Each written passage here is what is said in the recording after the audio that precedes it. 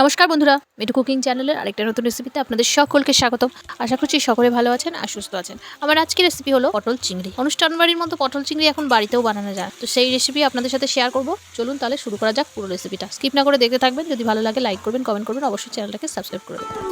পটল চিংড়ি বানানোর জন্য পটল তো অবশ্যই লাগছে। প্রথমে আমি পটলের খোসা ছাড়িয়ে নিয়েছি, হালকা হালকা খোসা রেখে তবেই খোসাটা ছাড়িয়েছি, ঠিক যেমন অনুষ্ঠান বাড়িতে হয়। তারপরে কড়াইতে তেল দিয়ে নুন হলুদ দিয়ে পটলটাকে ভেজে নিয়েছি। আমি আজকে 500 গ্রামের মতো পটল নিয়েছি। একই কাজ চিংড়ি মাছের ক্ষেত্রেও প্রযোজ্য। চিংড়ি মাছগুলোকে আগে থাকতে ভালো করে ধুয়ে পরিষ্কার করে নিয়ে নুন হলুদ মাখিয়ে রেখে দিয়েছিলাম। তারপরে কড়াইতে তেল দিয়ে হালকাভাবে চিংড়ি মাছগুলোকে ভেজে নিলাম। আমি এখানে আজকে 250 গ্রাম চিংড়ি মাছ নিয়েছি। আপনাদের যা যেরকম ইচ্ছে ঠিক সেইভাবেই দেবেন।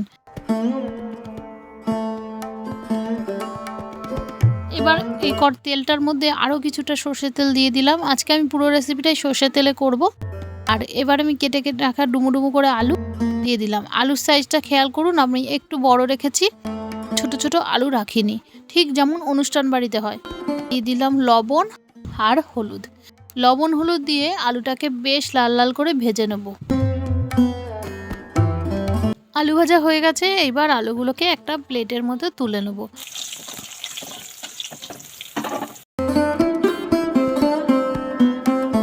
এবার এই তেলটা আমি ফেলবো না, এই তেলটার মধ্যেই আরও কিছুটা সর্ষের তেল আমি দিয়ে দেবো।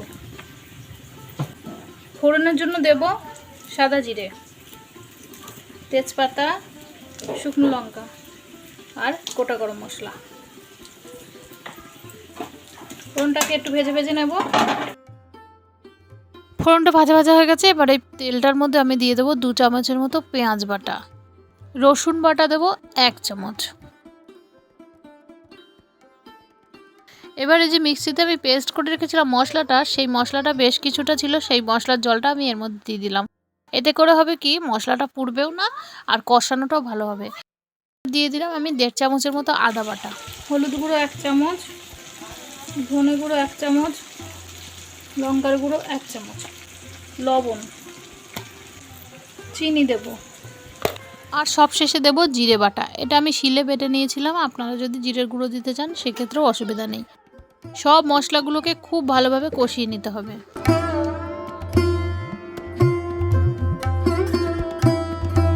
ততক্ষণ পর্যন্ত নাড়তে থাকবো যতক্ষণ এই মশলা থেকে তেল না ভেসে ওঠে। মশলাটা থেকে সম্পূর্ণভাবে তেল ছেড়ে দিয়েছে, দেখতেই পাচ্ছেন তেলটা ভেসে উঠেছে। এবার ভেজে রাখা পটলগুলো, আলুগুলো দিয়ে আরও কিছুক্ষণ ভালো করে কষে নেবো, যাতে যেটুকু জল আছে সেইটুকু একদম মরে যায়।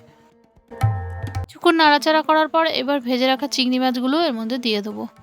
আমার ভিডিওগুলোকে এত ভালোবাসা দেওয়ার জন্য আপনাদের জানাই অসংখ্য ধন্যবাদ। যারা যারা সুন্দর কমেন্ট করছেন তাদেরকে জানাচ্ছি অসংখ্য ধন্যবাদ। যদি কোনো প্রশ্ন থাকে করতেই পারেন। যারা যারা আমার ব্লগ চ্যানেল দেখতে চাইছেন অবশ্যই ডিসক্রিপশানে লিঙ্ক দেওয়া আছে, অথবা অ্যাবাউট সেকশানে গিয়ে দেখতে পারেন, অথবা সার্চ বারে সার্চ করতে পারেন মিঠু কুকিং ব্লগ বলে, তাহলেই পেয়ে যাবেন। দিয়ে দিলাম 4টে কাঁচা লঙ্কা। কাঁচা লঙ্কাটা দিলাম তার কারণ কাঁচা লঙ্কাটা দিলে সুন্দর একটা ফ্লেভার আসে। দেখুন জলটা একদম মরে গেছে, আর কোনো জল নেই, কষানোটাও কিন্তু খুব সুন্দর হয়ে গেছে। এবার আমি পরিমাণ মতো জল দিয়ে দেবো। ঠান্ডা জলই এখানে অ্যাড করলাম, কোনো সমস্যা নেই, ঠান্ডা জলেও কিন্তু স্বাদ খুব ভালো হয়। আমার চ্যানেলে আমি সবসময় চেষ্টা করি যা হাতের কাছে আছে তাই দিয়েই কিছু না কিছু খাবার বানানোর জন্য।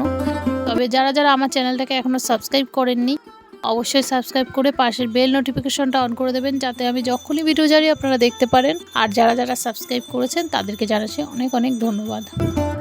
তো কথা বলতে বলতে আমি জল দিয়ে ঢাকাও দিয়ে দিয়েছিলাম, আর এখানে আমি ফিরে এলাম 7 মিনিট পর। 7 মিনিটের মতো টাইম লেগেছে। গ্যাসের ফ্লেমটা কিন্তু আমি মিডিয়াম টু লোতে রেখেছি। পুরো হাই করে গ্যাস জ্বালালে তরকারিটা হয়তো ফুটে যাবে, কিন্তু তরকারির স্বাদ ভালো হবে না। আর একটু যদি মিডিয়াম টু লোতে রেখে দিয়ে তরকারিটা ফুটানো যায় তাহলে এর স্বাদ কিন্তু দ্বিগুণ হয়ে যায়। তো এবার আমি এর মধ্যে হোমমেড গরম মশলা দিয়ে দিলাম। এটা আমার বাড়ির নিজের তৈরি গরম মশলা। হোমমেড গরম মশলা দিয়ে সব একটু ভালো করে নেড়ে চেড়ে নেবো। আমি আর তরকারিটাকে টানাবো না, এইটুকু ঝোল রাখবো, কারণ এটা আমি ভাত দিয়ে খাবো। যদি আপনারা রুটির সাথে খান তাহলে আরেকটু টানাবে, আর ঠান্ডা হয়ে যাওয়ার পরে এই ঝোলটা কিন্তু টেনে এরকম হয়ে যাবে। আপনারা চাইলে কিন্তু এটা কষা কষাও করে নিতে পারেন। অবশ্য ঝোল রাখার পরে দেখতেই পাচ্ছেন আপনারা কতটা ঝোল রয়েছে। দেখুন দুর্দান্ত স্বাদে পটল চিংড়ি কিন্তু একদম রেডি। আর সত্যি কথা অনুষ্ঠান বাড়ির মতোই কিন্তু এর স্বাদ খেতে।